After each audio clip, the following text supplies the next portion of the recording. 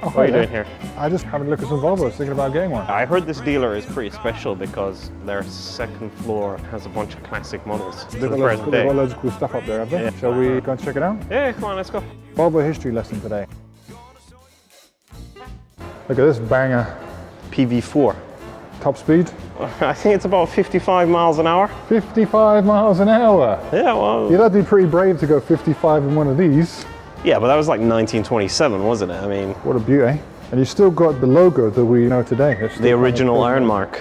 Do you know the story behind this logo? It looks like the symbol for Austin Powers. Yeah, baby. For masculinity, if you will. So it's actually an ancient symbol for the metal iron.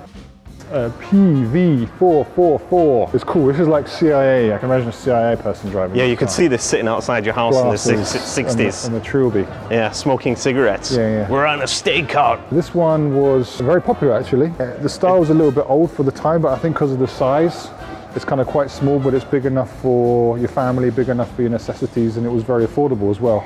It's kind of like a Beetle. I'm a big fan of this. It's like very simple, but quite beautiful at the same time. Here we have a P120. 1956. This is actually a very nice looking car. I think this color is very modern. So this one actually did have seatbelts, and it had a padded front dash. So even this early on, we can see that Volvo were taking their safety seriously. If you were driving this, you were definitely an accountant or a lawyer. Oh, for sure. Like the Amazon was the ultimate Volvo to have if you're a middle class Northern European or North American. If you've got any Amazon stories, let us know in the comments.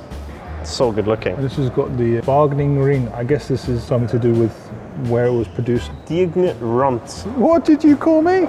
Apparently it says, I hope you don't need this, but if you need a tow, call us on this number and they'll come for you. And there's the money for the toll phone. That's genius. You just need to tell them where you are, what's wrong, and they'll come for you. That sounds very Liam Neeson-esque. Yeah, I'll find you, I'll pick you up. I will tell you. We'll find you, and I will tell you. This is hot. Well, it's kind of the same. The same was it's same-ish. 1800, the P1800.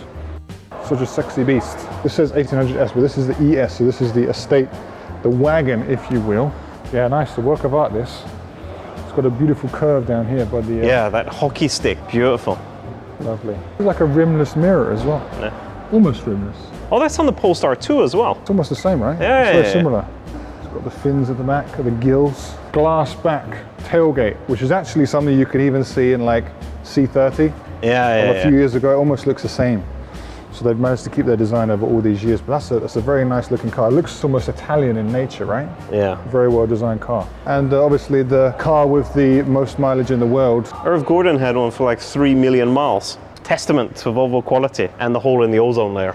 So this was like the sexy, like Italian style one. This is like the prestige, kind of regal one. You got all this chrome trim around all the windows.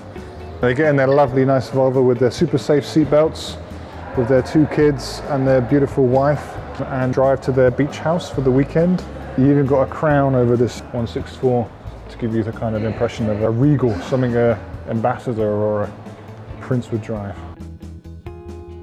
Let's go have a look at this Bertone. Oh man. 780 square. This is like, I think when most people think of Volvo, this is the kind of car they envision, right? But this one's a special one. This was built in Italy. This was done by Bertone. He knocked a door off the back end, turned it into a coupe, and stuffed a V6 under the hood. So look at the interior. Super luxury. 2 seats in the back as well. Yeah. It's not even 3 seats.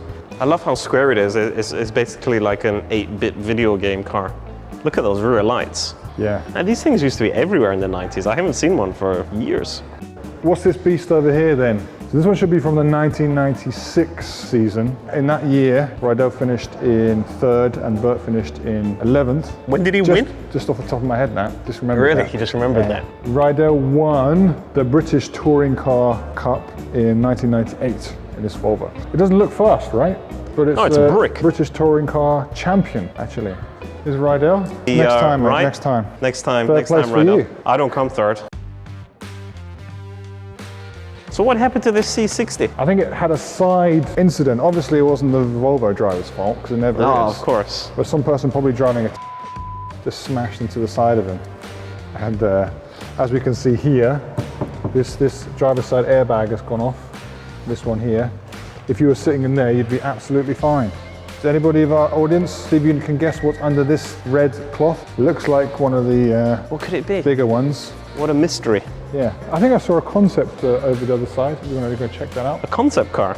Right. What was this called? It was called like XC Concept or something? It's like an XC Coupe concept. So this kind of paved the way for a lot of the design you could see in the XC. The modern series.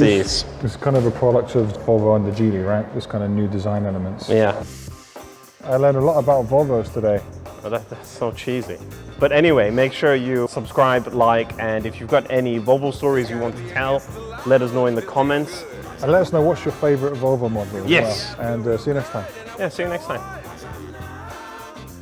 Are we gonna squash all of these? Good luck, they're strong, man. You're gonna Yeah, have they're to really get a big, strong. a big crusher. Yeah. Actually, we're gonna get two Volvos to crash into each other.